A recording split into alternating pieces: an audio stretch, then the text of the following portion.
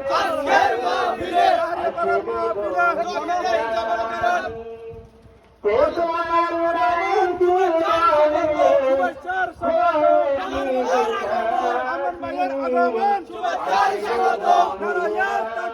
আল্লাহু আকবার নারা ইয়া রিসালাত ইয়া রাসূলুল্লাহ নারা ইয়া রিসালাত ইয়া রাসূলুল্লাহ আরমান ভাইয়ের আগমন শুভেচ্ছা স্বাগত শুভেচ্ছা স্বাগত